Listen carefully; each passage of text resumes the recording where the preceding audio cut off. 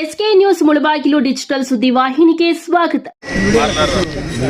ಉದ್ಘಾಟನೆ ಸಮಾರಂಭಕ್ಕೆ ಮುಖ್ಯ ಕೇಂದ್ರಬಿಂದುವಾಗಿರ್ತಕ್ಕಂಥ ನಮ್ಮ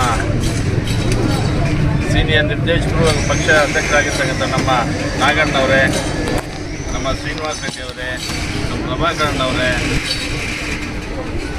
ನಮ್ಮ ವಸಂತಣ್ಣವರೇ,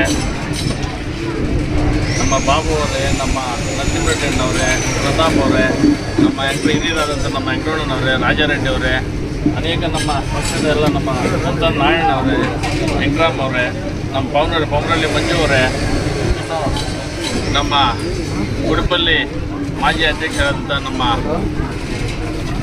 ಚಿಟ್ಟಿ ಅವರೇ, ಶೆಬ್ಬಿ ಅವರೇ, ಭೋಗೇಶ್ ಅವರೇ, ಪ್ರದೀಪ್ ಅವರೇ, ಇದೇ ರೀತಿ ಎಲ್ಲ ನಮ್ಮ ಹಿರಿಯರು, ನಮ್ಮ ಅತ್ತಲ್ ರೆಡ್ಡಣ್ಣವರೇ, ನಮ್ಮ ಬೆಲ್ಲ ವೆಂಕಟೇಶ್ ಅವರೇ, ನಮ್ಮ ಮುಖರಾಜಣ್ಣವರೇ, ನಮ್ಮ ನೀರಣ್ಣವರೇ, ಎಲ್ಲ ಮುಖಂಡರು, ನಮ್ಮ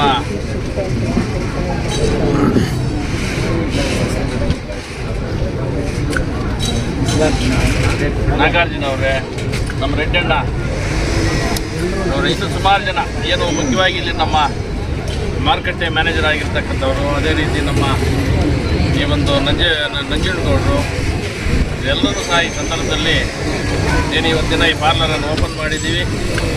ಬಹುಶಃ ಇದು ಒಂದು ಒಳ್ಳೆಯ ರೀತಿಯಲ್ಲಿ ಬೆಳೆಯಲಿ. ಈಗಾಗಲೇ ವಿಸ್ತಾರವಾಗಿ ನಮ್ಮ ನಾಗಣ್ಣವರು ಹೇಳಿದ್ದಾರೆ, ಏನು ನಮ್ಮ ಡೈರಿ ವಿಚಾರವಾಗಿ ಅದೇ ರೀತಿ ಇನ್ನೂ ಹೆಚ್ಚಿನ ರೀತಿಯಲ್ಲಿ ಮುಂದುವರಿಸ್ಕೊಂಡು ಹೋಗ್ತಾ ಇದ್ದಂಥ ಈ ಸಂದರ್ಭದಲ್ಲಿ ಹೇಳಲಿಕ್ಕೆ ಬಯಸ್ತೀನಿ. ಈಗಾಗಲೇ ಏನು ನಮ್ಮ ರೈತರು, ಯಾಕಂದರೆ ಮೊನ್ನೆ ಲಾಸ್ಟ್ ಟೈಮು ತಾವೆಲ್ಲ ನೋಡಿದ್ರಿ, 2 ರೂಪಾಯಿ ರೈಸ್ ಮಾಡಿದ್ರಿ ಒಂದೊಂದು ಲೀಟ್ರಿಗೆ. ಬಹುಶಃ 2.5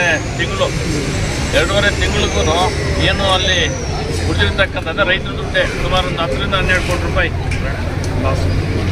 ಲಾಸು.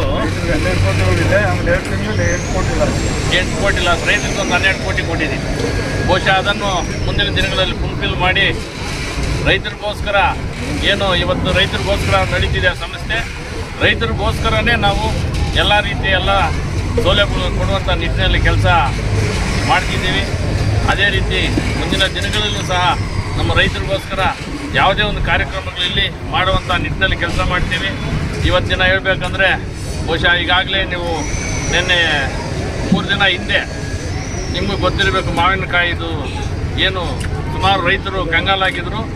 4 ರೂಪಾಯಿಗೆ ರೈತರಿಗೆ ಪ್ರತಿ ಹೆಕ್ಟೇರ್ಗೆ 10 ಟನ್, ಅಂದರೆ 5 ಎಕರೆಗೆ 20 ಟನ್ ಆಗುವಂಥ ರೀತಿಯಲ್ಲಿ 4 ರೂಪಾಯಿ, ಅಂದರೆ ಸುಮಾರು ಒಬ್ಬ ರೈತನಿಗೆ ಮಾವಿರ್ತಕ್ಕಂಥ ರೈತರಿಗೆ 5 ಎಕರೆಯಿಂದ 80,000 ರೂಪಾಯಿವರೆಗೂ ಕೊಡುವಂಥ ನಿಟ್ಟಿನಲ್ಲಿ ಕೆಲಸ ಮಾಡಿದ್ದಾರೆ. ಅಂದರೆ ಬಹುಶಃ ನಾನು ಏನಕ್ಕೆ ಮಾತನ್ನು ಹೇಳ್ತೀನಿ ಅಂತಂದರೆ, ರೈತರು ಅಂತ ಬಂದಾಗ ನಮ್ಮ ಕುಮಾರಣ್ಣವರು ಆ ಒಂದು ಕುಟುಂಬ, ನಾನು ಸುಮಾರು ಪದೇ ಹೇಳ್ತಿದ್ದೀನಿ, ರೈತರು ಅಂದರೆ ಆ ಕುಟುಂಬನ ಬಿಟ್ಟರೆ ರೈತರಿಗೋಸ್ಕರ ಯಾರೂ ಮುಂದೆ ಬರೋದು ಇಲ್ಲ.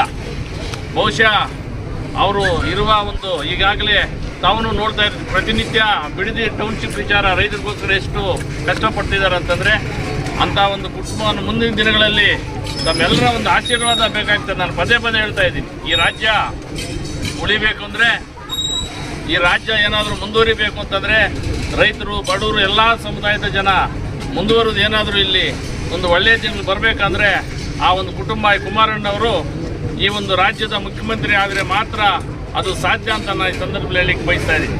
ಬಹುಶಃ ಈಗಾಗಲೇ ಕಂಡಿದ್ದೀರಿ, ಅವರ ಒಂದು ಕೆಲಸ ಕಾರ್ಯವೈಖರಿ ಬಗ್ಗೆ ಎಲ್ಲರೂ ನೋಡಿದ್ದೀರಿ. ಯಾಕಂದರೆ ರೈತರು ಅಂದರೆ ಅವ್ರಿಗೆ ಪ್ರಾಣ. ರೈತರಿಗೋಸ್ಕರ ಹುಟ್ಟಿರ್ತಕ್ಕಂಥ ಕುಟುಂಬವನ್ನು ಮುಂದೆ ತಾವೆಲ್ಲರೂ ಒಂದು ಆಶೀರ್ವಾದ ಮಾಡಬೇಕು ಅಂತ ಸಂದರ್ಭದಲ್ಲಿ ಹೇಳಲಿಕ್ಕೆ ಬಯಸ್ತಾ ಇದ್ದೀನಿ.